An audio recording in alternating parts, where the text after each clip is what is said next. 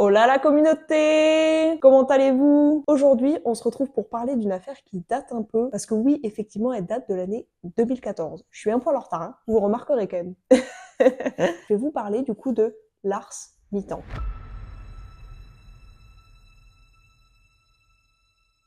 Lars, il est né le 9 février 1986 à Berlin, en Allemagne. C'est quelqu'un qui est décrit par sa famille et ses proches comme étant quelqu'un d'assez classique, qui n'a pas forcément de problème. Il travaille dans une centrale électrique, il a des amis, il a une petite amie, bref, quelque chose de relativement classique. Il est passionné de plusieurs choses, à savoir la pêche, la chasse et le football. Vous allez voir après pourquoi ça a son importance. Pour se détendre un peu, le 30 juin 2014, Lars et 4 de ses amis décident de partir en voyage en Bulgarie, en sachant que leur arrivée elle est plutôt sympathique parce qu'elle est prévue dans une station balnéaire de l'est du pays. Ce voyage, il est prévu sur une semaine, donc c'est relativement court. Vous aurez remarqué, un voyage comme ça, en général, c'est plutôt cool quand tu pars avec une bande de potes, et donc tout se passe très bien, tout le monde est détendu, tout le monde kiffe.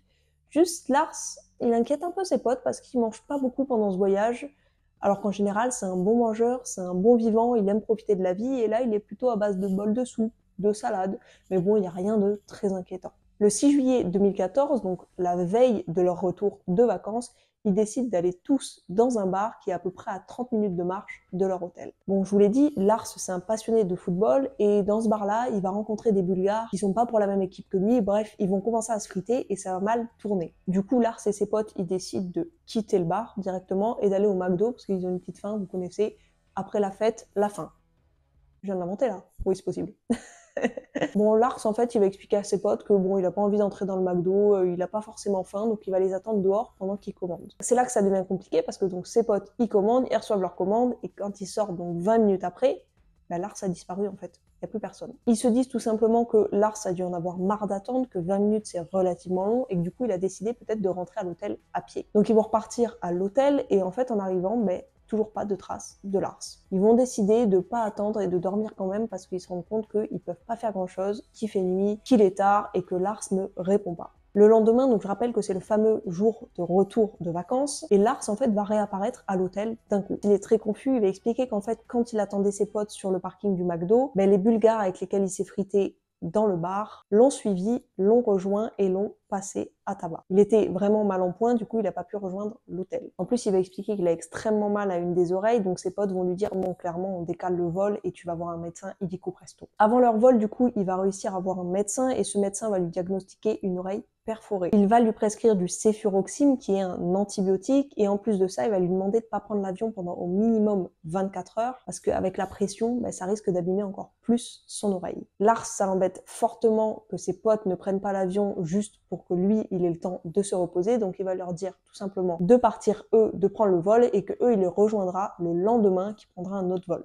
tout seul. Ses amis ils sont un peu inquiets mais ils vont accepter quand même, donc ils vont prendre leur vol le jour même, tandis que Lars il va attendre donc le lendemain, il va se réserver une petite chambre d'hôtel pas loin de l'aéroport. Le truc c'est que pendant cette fameuse nuit où il est tout seul à l'hôtel, il va dire des trucs un peu insensés, son comportement va commencer à changer, il va commencer à devenir paranoïaque, il va appeler à plusieurs reprises sa mère toute la nuit, il va lui envoyer des messages pour lui dire qu'il pense que sa chambre le surveille. Il va demander par la suite à sa mère de bloquer toutes ses cartes de crédit. Il va aussi lui poser beaucoup de questions sur l'antibiotique qu'on lui a prescrit. Bref, plein de sujets mélangés, divers et variés, mais dans des conversations d'une personne très paranoïaque. Le matin donc du 8 juillet, Lars doit se rendre à l'aéroport pour prendre son vol, et avant ça, sa mère va lui conseiller quand même de retourner voir un médecin, dans le doute, vérifier son oreille, vérifier que tout est ok, qu'il peut bien partir, etc. Le médecin il va expliquer que pendant la consultation, il trouve Lars extrêmement anxieux, paranoïaque.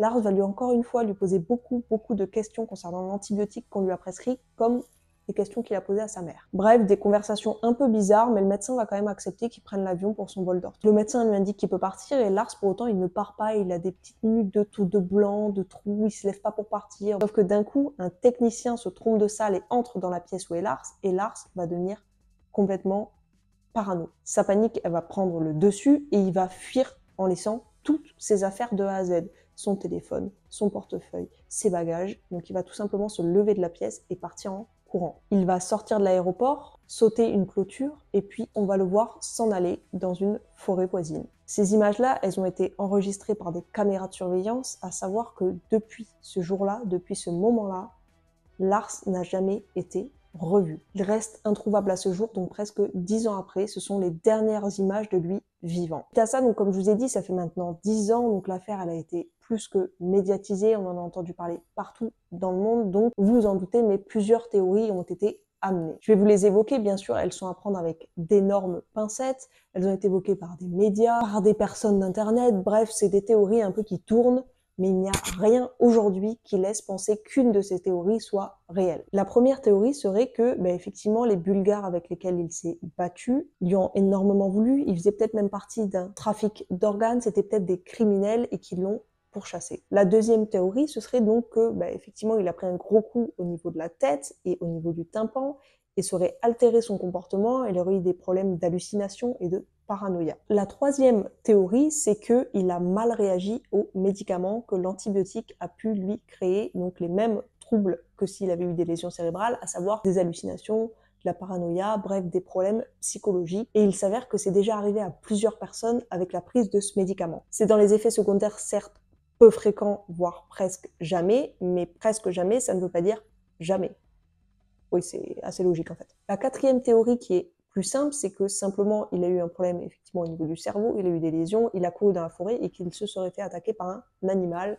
C'est pour ça qu'on n'aurait pas retrouvé son corps. La cinquième théorie, ce serait que Lars aurait pris de la drogue pendant le séjour et qu'il aurait fait des gros bad trips, qu'il aurait eu de gros soucis d'hallucination et des soucis psychologiques, sauf que sa famille dément toute possibilité qu'il puisse un jour prendre de la drogue, c'était pas forcément son style. Théorie suivante, Lars souffrirait de troubles tels que la bipolarité ou la schizophrénie et qu'il n'aurait pas été diagnostiqué ou ça aurait pu être déclenché par son trouble au cerveau. Autre théorie, oui ce n'est jamais fini, il souffrirait d'amnésie suite à son choc au niveau du cerveau qui aurait fait qu'aujourd'hui il erre en Bulgarie sans trop de but, sans savoir qui il est. Et la théorie qui pour moi n'a strictement pas lieu d'être, mais pourquoi pas, je vous la partage, c'est la fugue amoureuse. Lars aurait donc fui en réalité en Bulgarie, tout était prévu depuis le départ, et il a fui avec une personne dont il est tombé amoureux pour fuir sa petite amie de son pays. C'est forcément, vous en doutez, démenti par tous ses proches qui disent que non, il n'était pas du tout comme ça, en plus il était vraiment amoureux de sa petite amie, donc il y a